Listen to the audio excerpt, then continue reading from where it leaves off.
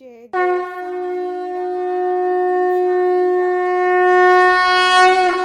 सर्वप्रथम मैं श्रद्धा के साथ श्री साईं बाबा के चरणों में प्रणाम करती हूँ।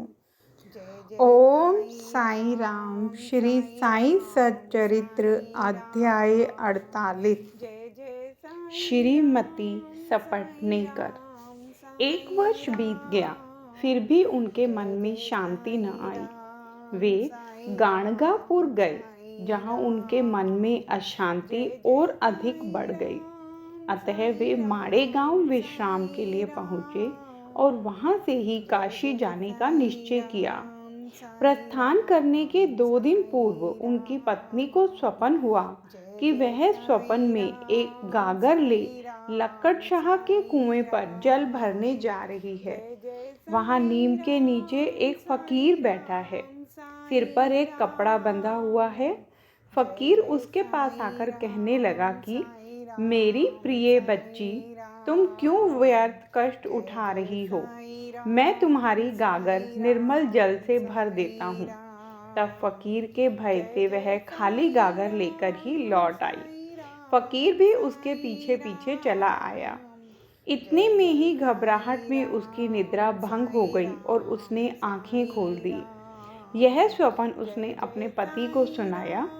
उन्होंने इसे एक शुभ शकुन जाना और वे दोनों शिरडी को रवाना हो गए। जब वे मस्जिद पहुंचे तो बाबा वहां उपस्थित न थे। वे लैंडी बाग गए हुए थे। उनके लौटने की प्रतीक्षा में वे वहीं बैठे रहे। जब बाबा लौटे तो उन्हें देखकर उनकी पत्नी को बड़ा आश्चर्य हुआ, क्योंकि स्वप्न में जिस फकीर के उसने दर्शन किए थे उनकी आकृति बाबा से बिल्कुल मिलती जुलती थी।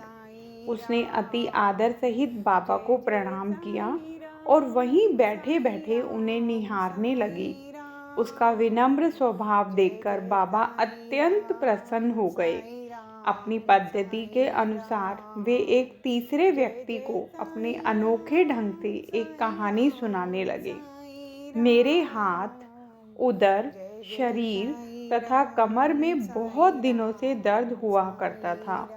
मैंने अनेक उपचार किए, परंतु मुझे कोई लाभ न पहुंचा। मैं औषधियों से ऊब उठा, क्योंकि मुझे उनसे कोई लाभ न हो रहा था।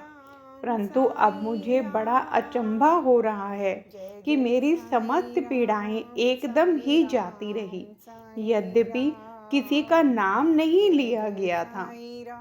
परंतु यह चर्चा स्वयं श्रीमती सपटनेकर की थी। उनकी पीड़ा, जैसा बाबा ने अभी कहा, सर्वथा मिट गई और वे अत्यंत प्रसन्न हो गई। जय साईं राम।